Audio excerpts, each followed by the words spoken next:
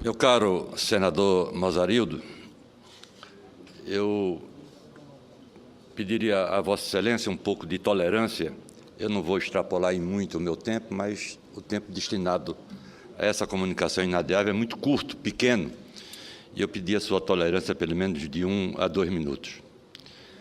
Começaria dizendo, senhoras senadoras, senhores senadores, que é falsa a expressão de que o Senado Federal cumpriu o, abre aspas, dever de casa, fecha aspas, votando matérias de interesse nacional.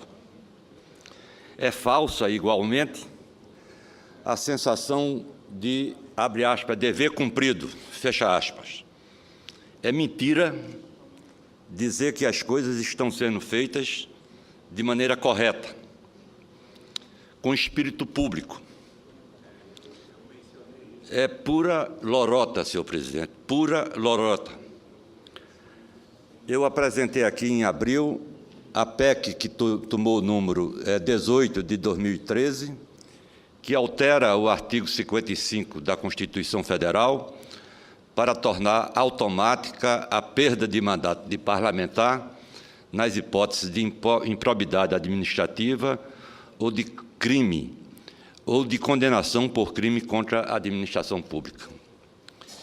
Essa matéria demorou a ser indicado ao seu relator. Eu pedi ao senador presidente da Vital do Rego, senhor senador Vital do Rego, presidente da CCJ, que fosse designado o relator. Cheguei a sugerir o nome do senador Luiz Nunes, por ser uma pessoa inatacável, por ser uma pessoa respeitada, uma pessoa que não responde nem inquérito, nem processo no Supremo Tribunal, para que relatasse a matéria. E, para minha surpresa, logo depois, o presidente, dentro das suas atribuições, o presidente da CCJ nomeou uma outra pessoa. E nomeou o líder do governo, o senador Eduardo Braga, para relatar a matéria. E ambos, senhora presidente Ana Amélia, não de respeito ao cidadão, à pessoa, eu não falo nem da minha história, eu falo como senador e como cidadão. Procurei um e outro. Procurei um na condição de presidente da comissão e o outro como relator designado. E um dizia que ia incluir na ordem do dia o presidente e o relator dizia que no outro dia ia apresentar o relatório. Nenhum dos dois fez nada. Numa profunda ação de respeitosa, né, a um colega de partido, colega de representação aqui popular, representante de estados, eu de Pernambuco, um deles da Paraíba, o outro do Amazonas. Não é? Por que não me disseram que não queriam relatar a matéria? Por que não me disseram que a matéria era inconveniente? Por que não me disseram que a matéria tinha um espírito corporativo aqui dentro e que era melhor designar um relator como líder do governo para sentar em cima e não relatar? E vem com essa história de que tem que ter uma agenda positiva, lorota, pura lorota. Uma agenda positiva teria que ter essa PEC aqui para se votar de imediato e acabar com essa excrescência de um parlamentar, deputado ou senador condenado, continuar aqui relatando matérias e fazendo discurso aqui na Câmara ou no Senado Federal. Mas o que me traz aqui também, presidente, Vossa Excelência que é um destaque aqui pela sua atuação, pela sua lisura, pela sua competência, desde que aqui chegou, é uma das senadoras, um dos membros do Senado mais atuante. Eu queria chamar a atenção da Casa para uma outra lorota que anda por aí e que vai chegar aqui já já, que é a questão do foro privilegiado. É preciso chamar a atenção do Senado e das pessoas o que é isso, o que é o chamado foro privilegiado. O nome já é um nome que espanta, né? Um nome que coloca como privilégio ao parlamentar, deputado federal ou senador da República, ser julgado pelo Supremo Tribunal. Isso, antigamente, era considerado um privilégio. Por quê? Porque o Supremo não julgava. o Supremo não enfrentava os crimes chamados do colarinho branco. Um parlamentar, por exemplo, deputado federal ou senador, era acusado, abria-se inquérito e tal, e nem o inquérito não mandava, e para se chegasse ao processo, instalar o processo contra o parlamentar, o processo também não andava, era engavetado, despacho de gaveta. E aí criou-se, junto à população brasileira, uma coisa de que você, parlamentar, tinha um foro privilegiado e não era condenado nunca. Mas, olha, essa história acabou. E quem acabou com essa história? O Mensalão. Quando o tribunal resolveu enfrentar o chefe da quadrilha, José Disseu, e os outros quadrilheiros, deu um norte, deu um rumo, deu um corte. A partir daí, o Supremo passou a ter um papel importante, respeitado em todo o Brasil, admirado por todo o Brasil. Não é só o seu presidente, Joaquim Barbosa, que é admirado, não. É a entidade, é a corte que é apreciada, admirada e aplaudida pela população brasileira. Então, há que se considerar o Supremo antes e o Supremo após o Mensalão. Eu indagaria aqui qual foi a primeira iniciativa tomada lá pelos advogados dos réus, dos mensaleiros. Era pedir que políticos sem mandato fossem encaminhados para o juiz de primeira instância, o chamado juiz singular, ou numa expressão ainda mais técnica, o juiz acó, né? A primeira instância, lá embaixo.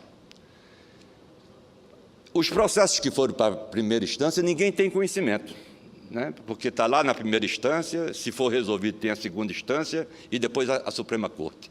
É isso que os políticos querem. É isso que os políticos querem.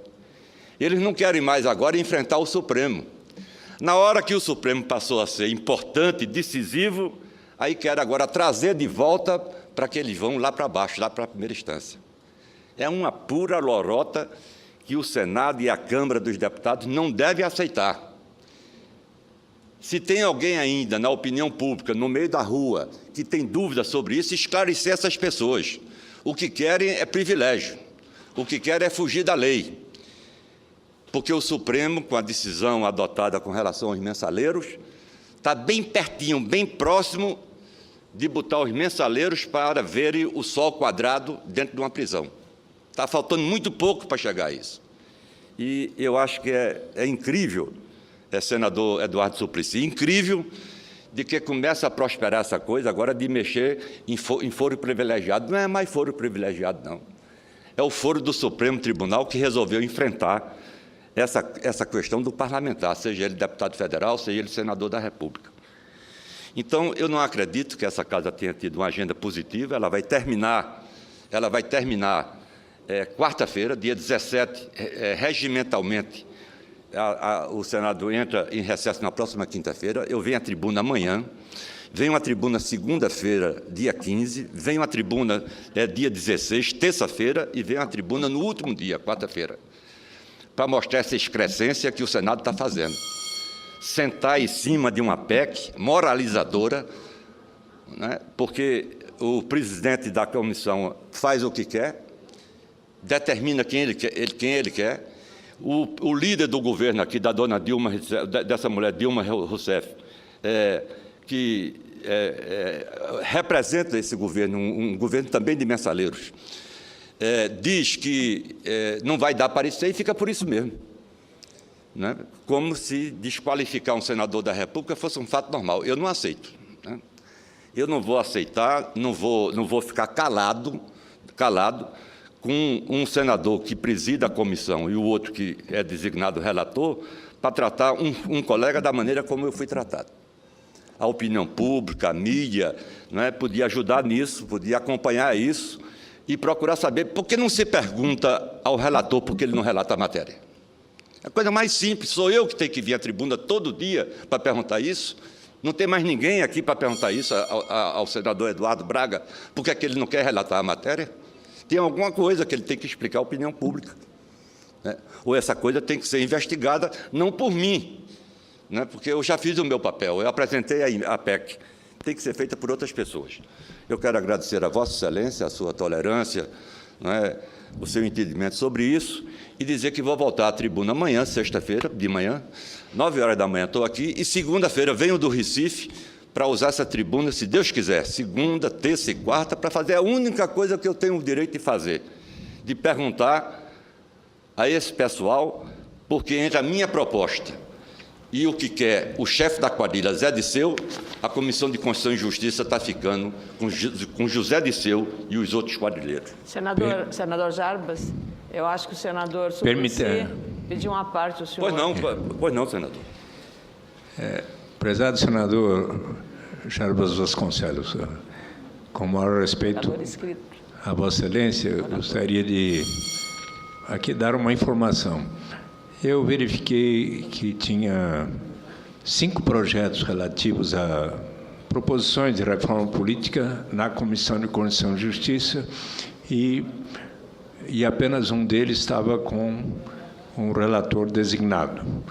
Solicitei, e já alguns há mais de anos, solicitei ao presidente Vital Rego que pudesse designar os relatores. E quero dar a informação que, no meu caso, ele, sim, designou os relatores e eu espero que logo apresentem seus respectivos pareceres.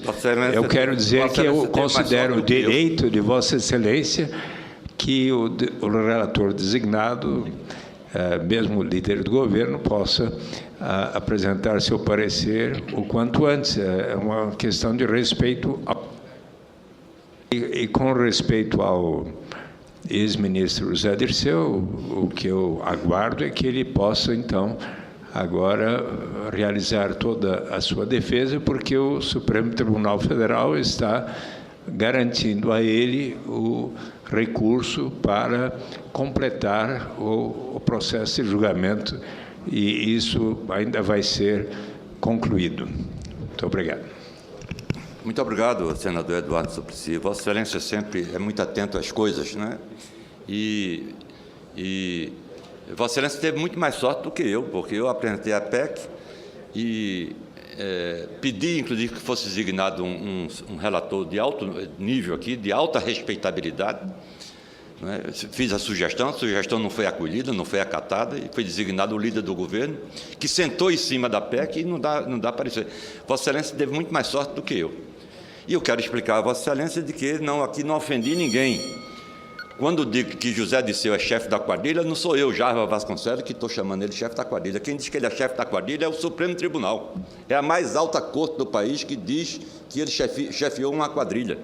Ele e os outros mensaleiros. Então, essa questão aí, né, é uma questão importante, porque se a opinião pública está revoltada, se as pessoas querem levantar as mazelas das casas públicas, como é o Senado, né, por que não aprofundar uma investigação? Por que é que essa PEC não anda? Ela tem que andar, ela tem que tramitar.